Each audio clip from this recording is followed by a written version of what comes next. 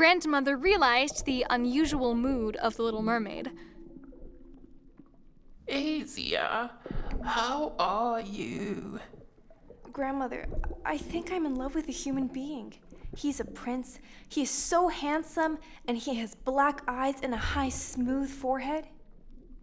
My child, the witch who lives in the deeper sea may be able to help you if you want. However, you will have to pay some price.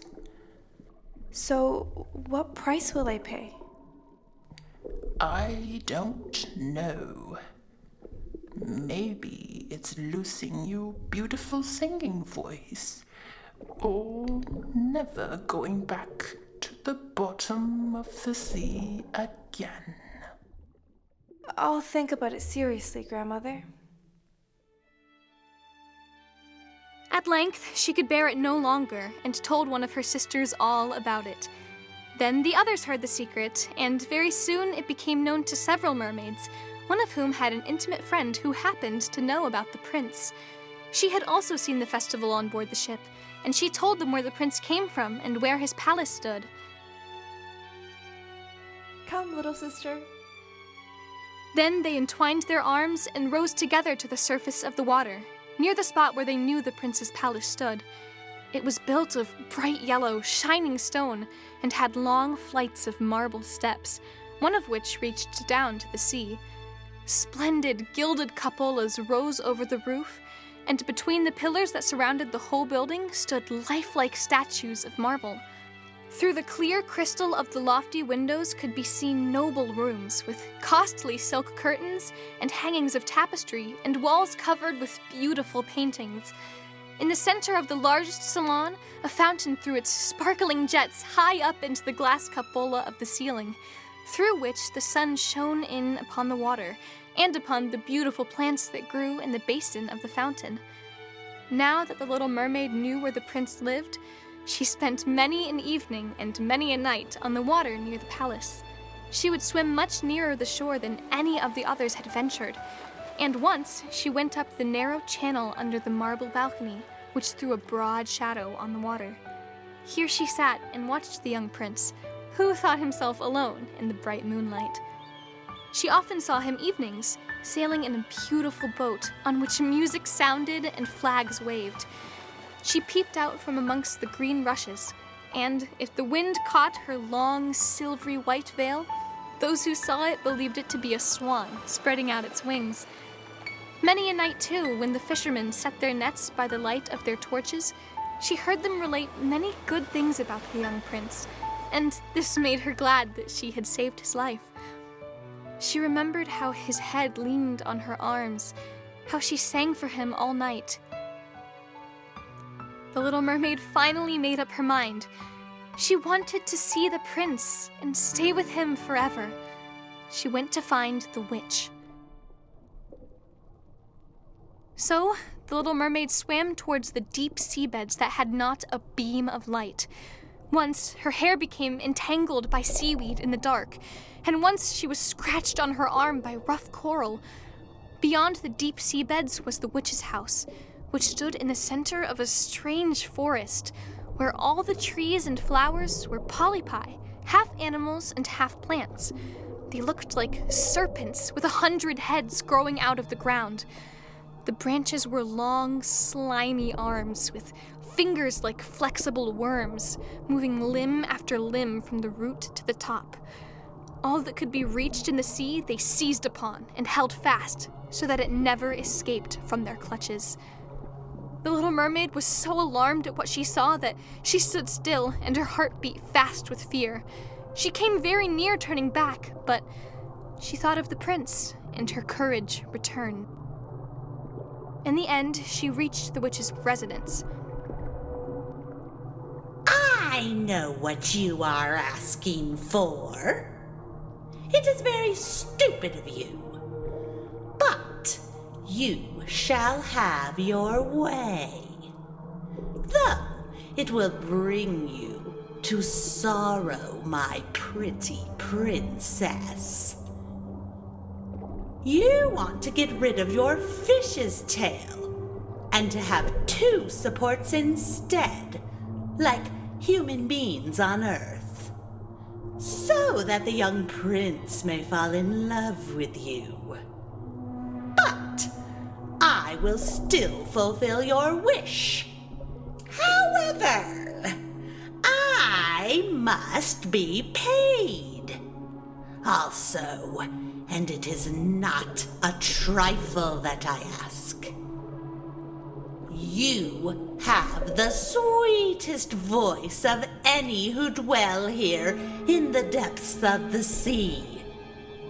And you believe that you will be able to charm the prince with it. You must give me your voice. I need to use your most precious things to create a medicine. A medicine that can make fish live forever. Yes, I can give you my voice in exchange. Then, my beautiful princess, come here. Let me take your voice away. No, I take it back. I don't want to lose my voice forever. She desperately ran away from the witch's house, just as hard as when she came. No, even worse than that. She got her hair tangled in seaweed and her body scratched by coral. She almost got caught in the tentacles of the horrible polypi countless times.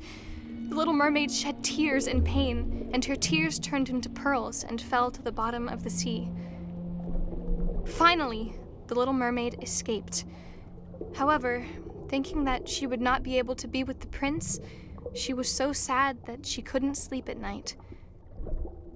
One night, her sister quietly called the little mermaid's name outside the window. Aiza, come on.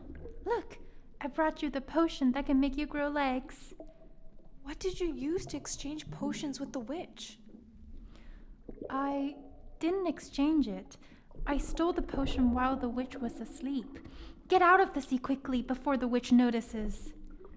The little mermaid didn't know how to express her gratitude to her sister. She could only hug her sister gently, and then she tried her best to swim towards the surface of the sea. My sister, take care. Tell our father and grandma that I will love them forever. And her sister just smiled at her, happy that her sister got what she wanted.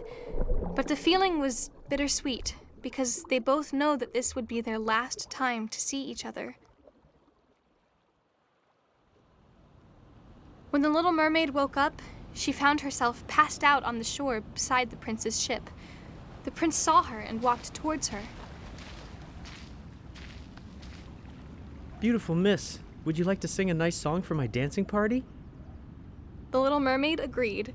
She was happy to see the prince again.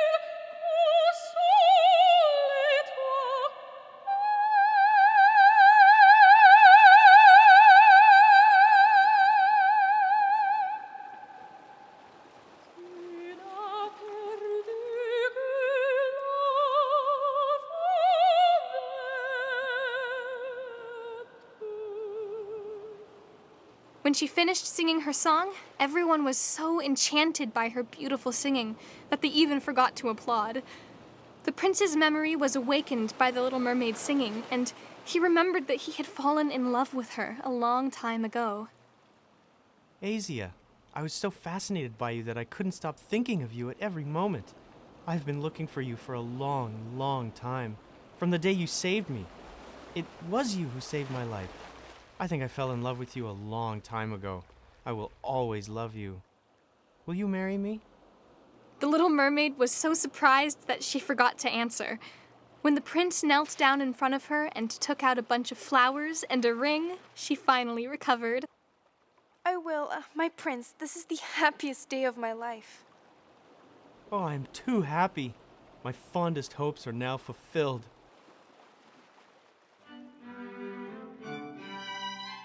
The time has finally come for the wedding day.